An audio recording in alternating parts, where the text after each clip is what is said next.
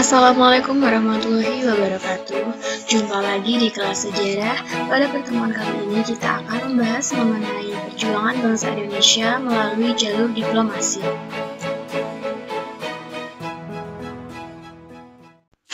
Oke, kemarin kita sudah membahas mengenai perjuangan bangsa Indonesia yang melalui jalur militer. Hari ini kita belajar perjuangan melalui jalur diplomasi. Adapun yang dilakukan oleh bangsa Indonesia untuk menarik dukungan internasional melalui PBB pada tanggal 1 Agustus 1347, Dewan Keamanan PBB menyerukan gencatan senjata antara Indonesia dan Belanda.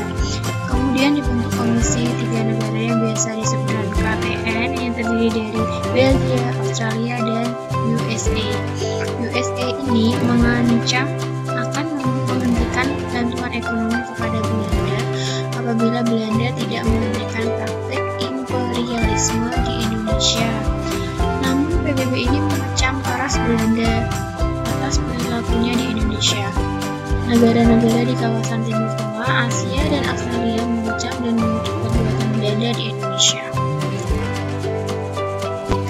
Upaya yang kedua adalah persetujuan Linggarjati. Ini berlangsung pada tanggal 15 November tahun 46 sampai dengan 25 Maret tahun 47. Persetujuan ini ditandatangani oleh kedua belah pihak antara Indonesia yang dipimpin oleh Sultan Syahrir dan Belanda dipimpin oleh Schermerhorn di Istana Rijswijk atau Istana Merdeka. Isi dari persetujuan Linggarjati adalah Belanda mengakui secara de facto negara RI atas Sumatera, Jawa, dan Madura. Kemudian RI dan Belanda akan bersama membentuk negara Indonesia Serikat dan RI sebagai salah satu bagian dalam negara Indonesia Serikat. Kemudian negara Indonesia Serikat dan Belanda akan bersatu menjadi Uni Indonesia Belanda dengan Ratu Belanda sebagai kepala uni. Lanjut kita bahas mengenai agresi militer Belanda I pada tanggal 21 Juli tahun 47 sampai dengan 4 Agustus tahun 47. Belanda melancarkan agresi militer di Jawa dan Sumatera. Ini akibat dari pengingkaran persetujuan Linggarjati. Tujuannya untuk merebut daerah perkebunan yang kaya dan daerah yang memiliki sumber daya alam terutama minyak. Bangsa Indonesia dalam menghadapi ini digunakan cara taktik perang gerilya yang dilakukan oleh TNI dan dipadu dengan sistem lingkaran pertahanan atau Wehrkreis. Lanjut ke perundingan Renville berlangsung pada tanggal 17 Januari tahun 48 di atas geladak kapal perang Amerika Serikat USS Renville, makanya disebut dengan perundingan Renville karena kapalnya namanya Renville, yang sedang berlabuh di Tanjung Priok, Jakarta. Dewan Keamanan PBB ini membentuk KTN sebagai mediatornya, yaitu Belgia oleh Paul van Zielen, Australia Richard C. Kirby, dan Amerika Serikat Dr. Frank Graham.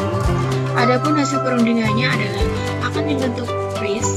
Belanda akan tetap berkuasa sampai penyerahan kedaulatan kepada RIS. Kedudukan RIS sejajar dengan Belanda. RI merupakan bagian dari RIS. Pasukan RI ditarik dari daerah pendudukan yang berhasil direbut dari tangan Belanda.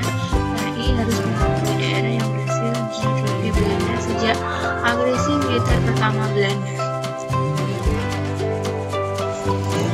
Lanjut ke agresi militer Belanda II.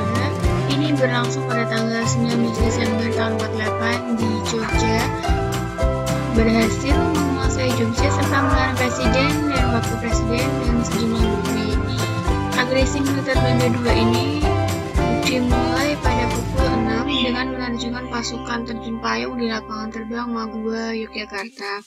Adapun tujuannya adalah menghancurkan kedaulatan Indonesia dan menguasai kembali seluruh wilayah Indonesia seperti Dahulu dengan cara melakukan agresi militer Belanda II ini terhadap daerah, yaitu daerahnya ini daerah penting yaitu Yogyakarta, Jakarta yang pada saat itu adalah ibu kota Indonesia. Sebelum ditangkap, Presiden Soekarno sempat mengirim pradigma kepada Menteri Kemakmuran, yaitu Mr. Safruddin Prawira Negara, yang dimana di situ untuk membentuk pemerintahan darurat Republik Indonesia atau PDRI yang terpilih. Apabila Mr. Safruddin Prawira Negara gagal melaksanakan mandat tersebut, maka akan diperintahkan kepada Mr. A.A. Maramis, L.N. Palat, dan Dr. Sudarsono yang sedang berada di India untuk membentuk PDRI di India. Kita lanjutkan mengenai serangan umum 1 Maret 1949. Serangan ini dilaksanakan oleh TNI pada tanggal 1 Maret 49 pukul 6 terhadap kota Yogyakarta secara besar-besaran sebagai aksi pembalasan atas agresi militer Belanda II. Jadi ini akibatnya ya dari agresi militer Belanda II.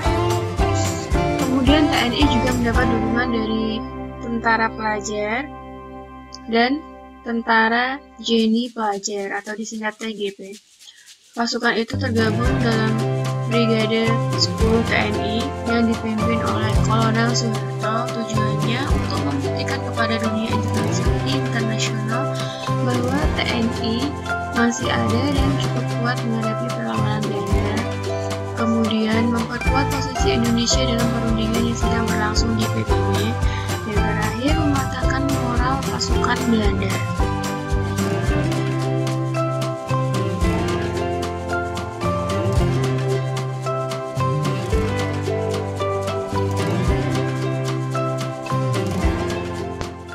Sekian penjelasan dari Bu Citra mengenai perjuangan bangsa Indonesia melalui jalur militer untuk melawan para penjajah.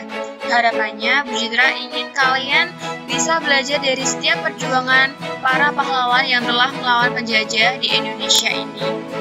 Semoga bermanfaat video ini dan see you next time. Wassalamualaikum warahmatullahi wabarakatuh.